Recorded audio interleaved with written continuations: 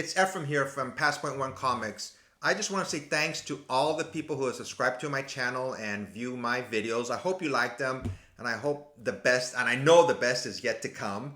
And I've reached 122 subscribers as of today. My previous video, I have a raffle going on, so you still have time to join that raffle. All you have to do is leave a comment for my previous video, and I'm giving away this book right here. It's by Michael Turner, and in my previous video, I stated if I hit 120 subscribers by this upcoming Saturday, which I already did, I'll be giving away this Electro #2 by Marvel Comics to one lucky subscriber. But you have to leave a comment on the previous video to be eligible for that. And I went on Instagram Live about 2-3 days ago, showing the comics that I'm giving away. And also I stated that if by this Saturday, the 21st, if I hit 130 subscribers, I'm going to be giving away another comic book, but to another subscriber. I don't want to give them all away just to one person. I've always told my cousin that comic books are in our DNA, and that's very true. And speaking of my cousin, just a little story. The first time we went to Comic-Con was back in 1993. I had been in San Diego for about a year. He was a wee little lad. And I asked his mom, my aunt, if he could come to Comic-Con with me. And she said yes. I'll never forget that weekend. I mean, we got there and we got our badges at the convention. That's how long ago it was. You can't do that now. You have to do everything online and hope for the best. But we went in, we got our badges, and when we went into the actual, we went into Comic-Con, the convention center, we opened up the doors and we just like stopped in our tracks. We were like in Nirvana. We had never seen anything like this before. I had gone to some small conventions like at hotels. Those were basically people just selling comic books. But this was a whole different, ball game.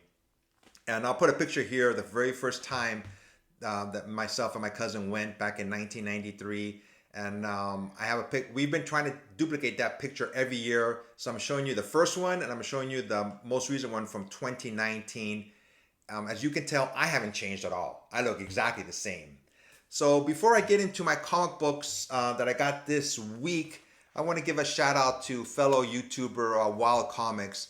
His link will be in the description below me. If you have a chance, check him out. He has awesome videos and great giveaways also. So very entertaining channel. He's almost as passionate as I am about comic books. Just kidding, Wild. So without much further ado, here's the comic books from this week. These first ones I've gotten from JT Pressing and Recasters. I've stated them before. They on Wednesdays, this new comic book day, they're at a local comic book shop, and anybody who hasn't gotten comic books from your local shop, you can get them from them. Most of them are at cover price, and they have variants, which of course the price would be more than just regular price. But here we go. The first one is We Only Find Them When They're Dead by Boom Studios, issue #2. And as usual, I'll have a little side view here of the pictures, a better view of them. Next one is Strange Academy #4.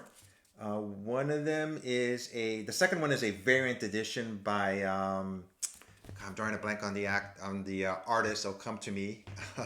Art Adams. Actually, I met Art Adams once at San Diego Comic-Con, and I took a picture of him and myself at the convention about 3 years ago. If I find that picture, I'll put it here too, okay? But this one is not by Art Adams. I think this is by Humberto Ramos. Next one is also Strange Academy, #4. It's a variant edition, and this is the one by Art Adams. One thing about going to San Diego Comic-Con, you meet all kinds of interesting people.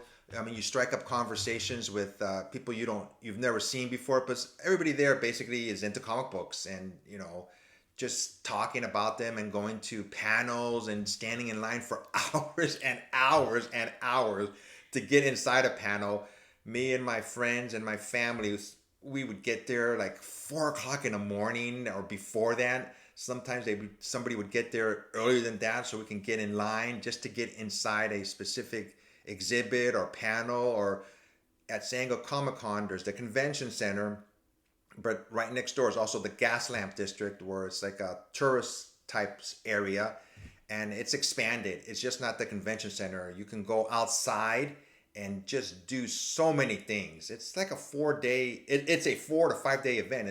It's become a family tradition with us. Next one is Thor #9. It's a variant edition. I think this is by Jenny Frison. She's been really hitting them out of the ballpark with these books. If you hear some chirping in the back, I have some birds. If you hear some little feet stomping around here, I have a dog. This next one is Savage Dragon #252. It's a second printing, but if you can see, it has Peanut characters on there.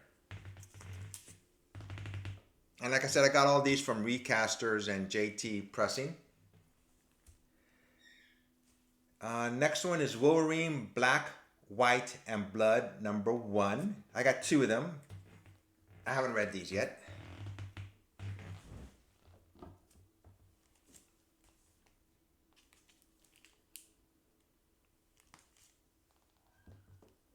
Here's the next one. Next up is Miles Morales Spider-Man #20, a variant edition. I'm really trying to catch up on my comic book reading. Right now, let me see, which one am I reading? I just finished catching up with Immortal Hulk.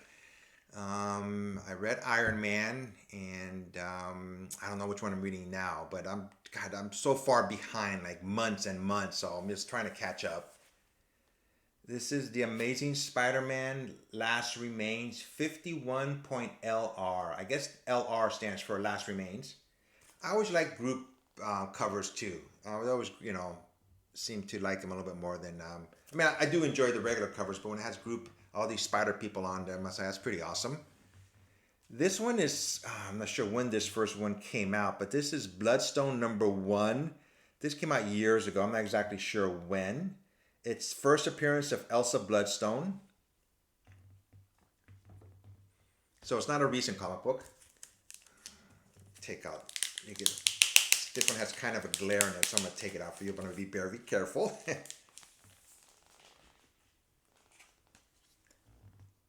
I've had my eye on this book for a while. I just think it's a really nice cover, different in my opinion, so I picked it up. This next one is by Peach Momoko. It's Buffy the Vampire Slayer. I don't know exactly which issue this is. It's a virgin cover, so I don't see any number on here. Buffy the Vampire Slayer was one of my favorite shows back in the day. I really enjoyed that series. And I don't know how many more covers Peach Momoko's, or how many she has out there that are not Marvel. As I stated in my previous videos, she's exclusive to Marvel now, but I'm sure she has contracts with other publishers that she's just finishing up her work. And this one, like I said, is Buffy the Vampire Slayer. These next 2 are Captain Marvel #23.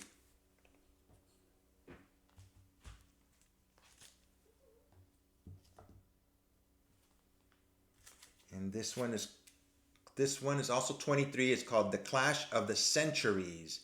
I believe that's Namor who she's fighting.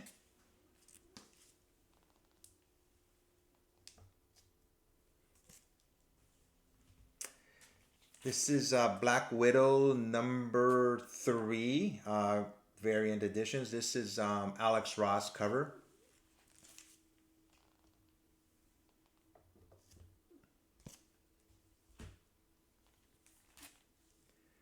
And this one says MCU variant cover. This one looks more like Scarlett Johansson.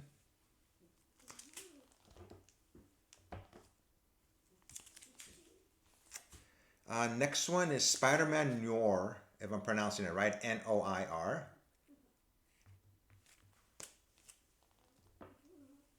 Sometimes I look at these covers and I just want to keep on staring at them. That's so much of a comic book person I am. I just like looking at the covers sometimes. Web of Venom, #1, Empire's End, Null is Coming.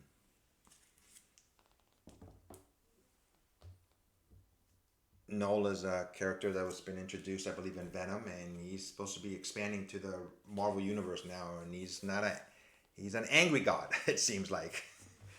Um, Unfortunately, some comic books sometimes they end, and Batgirl number 50 was the final issue.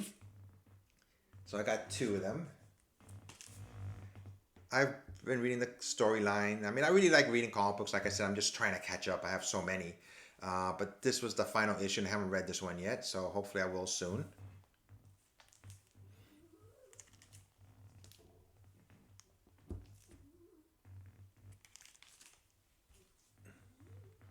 If you haven't heard, DC Comics is having major cutbacks, so I don't know what the future holds for them. Some artist forgot his name. I think it was Ethan Scriver saying that they're just gonna really cut down on comic books at DC and just have basically Superman, Batman, and the Justice League, and everything else is gonna be canceled.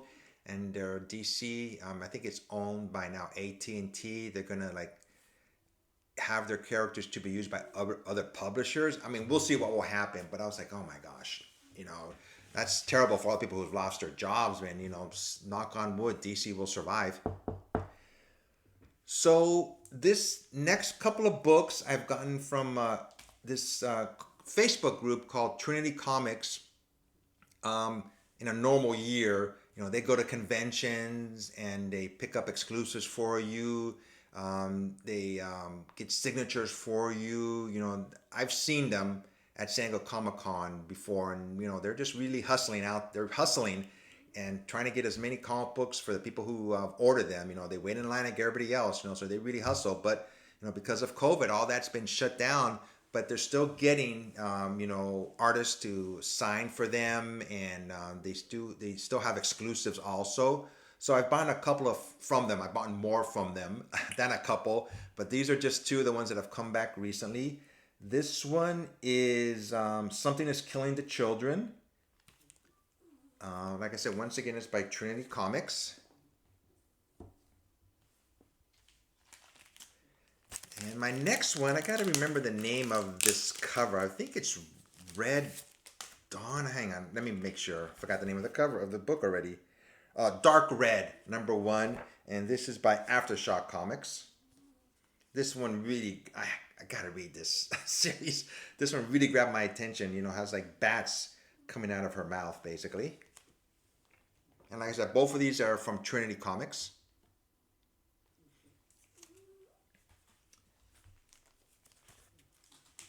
Next one I got from Scorpion Comics. Let me make sure here. Yeah, Scorpion Comics. These are Disney comics. Disney came out, they started out with Mickey Mouse, then Goofy, and then Donald Duck by, I believe the artist is Gabriel Delato. They're really striking looking covers. So I missed out on the Mickey Mouse one. I just said, I'm not going to get it. And I regret it afterwards, but it's a really nice looking cover. The next one that came out was Goofy, and they sell out quick. There's a limited amount of them, and you're talking about less than 2 minutes and they're gone. So you have to be quick trigger finger to try to get them. And if you don't, oh well. I got lucky and I got the Goofy ones. And there's also a Virgin cover. Each of them came with this authenticity that you have number 398 of 666 of the comic books that they made. So that goes with the Virgin one. And this one has one also.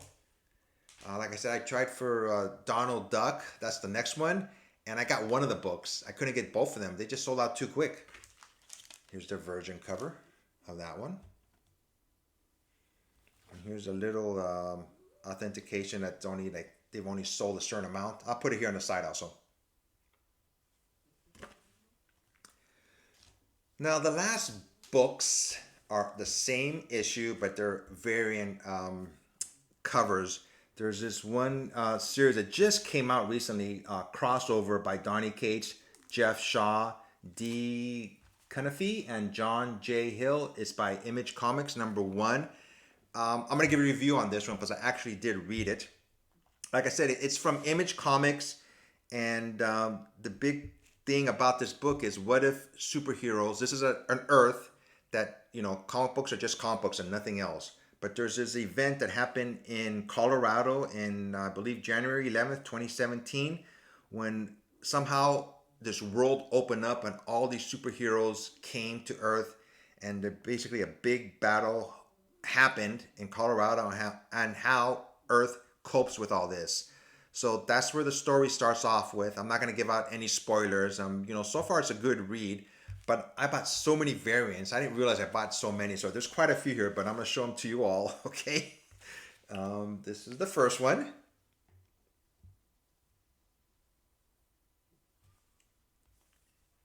And here's the next one.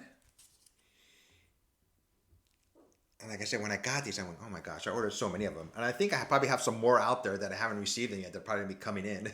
So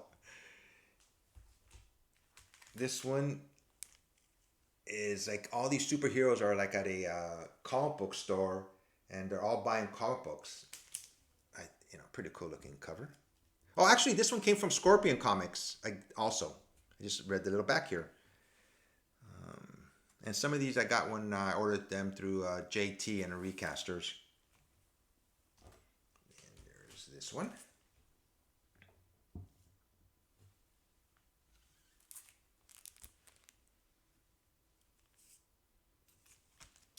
Basically, the human race is trying to survive. This superhero, they came out of nowhere, basically. They thought they were just comic books, but they're real. This cover, there's a variant to this cover right here. I'll put it here in a second. But the kid reading the book, that variant is a different book, and that one is, very sought after. But I didn't get it.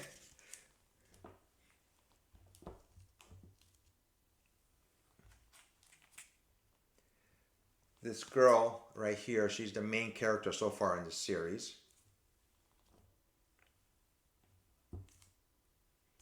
So like I said, it just came out like a week ago, this series, and finally it's been talked about.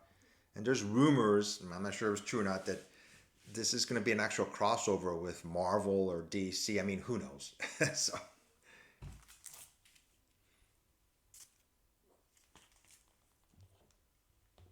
And the last one that I have here, it's crossover, but it's an homage to The Walking Dead. If you've seen the very first original cover of The Walking Dead, I'll try to find a cover of it and put it here.